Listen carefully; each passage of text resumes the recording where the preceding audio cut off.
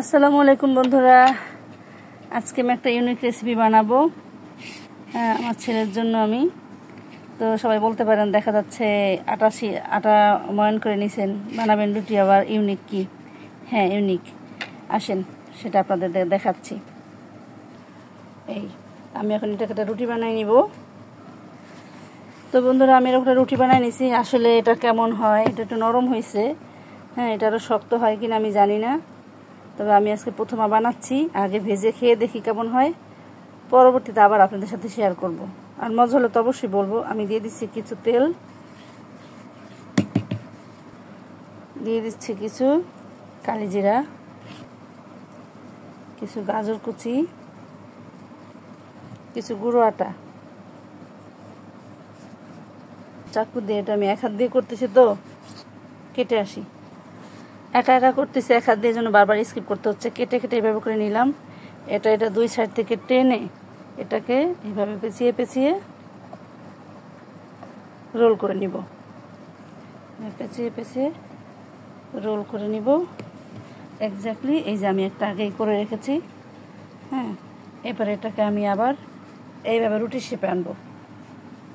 এই যে, তো হয়ে গেল আমার ইউনিক গাজর আলুর পরোটা।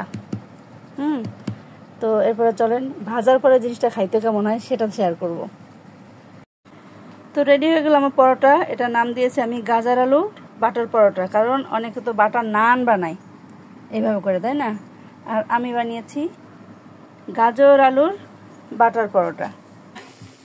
সবার আগে আমি একটা ডিম পোস্ট করে নিচ্ছি, কারণ খাবার যাই হোক আমার ছেলের একটা ডিম পোস্ট লাগবেই। এটা দিয়ে দিলাম একটু গোলমরিচের গুঁড়ো,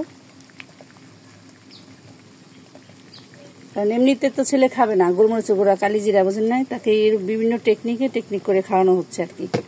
এই একটু ঢেকে দিলাম যাতে গোলমরিচটা তার চোখে না পড়ে।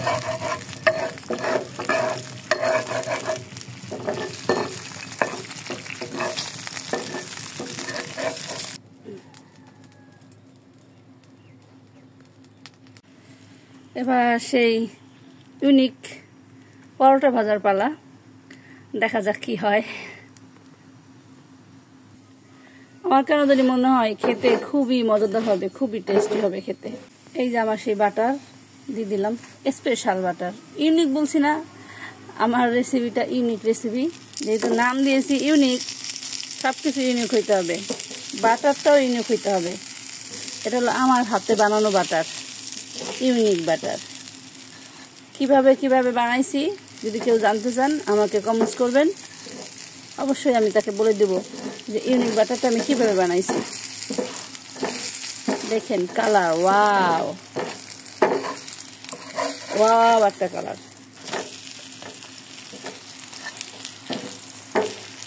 ইনশাআল্লাহ আমার ছেলে খেয়ে খুব মজা পাবে। আমি যে গোপনে গোপনে এত বড় একটা শেফ হয়ে গেছি আমি আসলে নিজেও জানতাম না। গোপনে গোপনে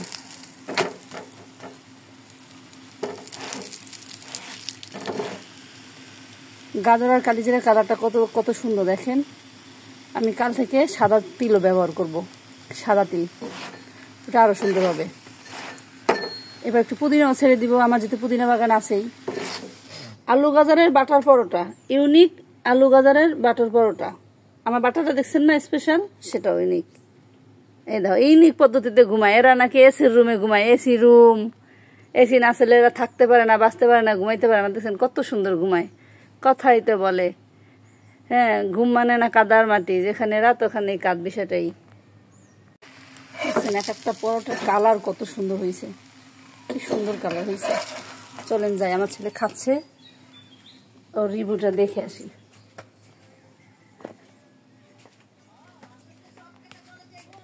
মাথার উপর থেকে দেন। আব্বু খাচ্ছ?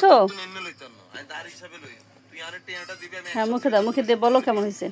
শর্ত প্রযোজ্য তার হিসাবে আমি তোর তুমি এটা লইতেছি আসেনি, তার মান দিতে হবে। আর বাবার দেশা 1000 টাকা দেশা, আমি তোর বহুত ধার দিছি, সারা জীবন ধারই চাইছস, আমি হান। আরে স্পেশাল ইউনিক, আরে স্পেশাল ইউনিক আলু গাজরের বাটার পরোটা বানাইতে যায়। দেখেন আমার ডাইনিং টেবিলের অবস্থা কি করছে। এখন এগুলো আমার সব পরিষ্কার করতে হবে। তো ঠিক আছে বন্ধুরা, ভালো থাকবেন। আর আপনারা এবার বানায় বানায় খাবেন, কেমন হয়েছে আমাকে জানাবেন। হ্যাঁ, আর আমার বাটারের রেসিপিটা যদি চান অবশ্যই আমাকে কমেন্ট বক্সে কমেন্টস করবেন। খোদা হাফেজ।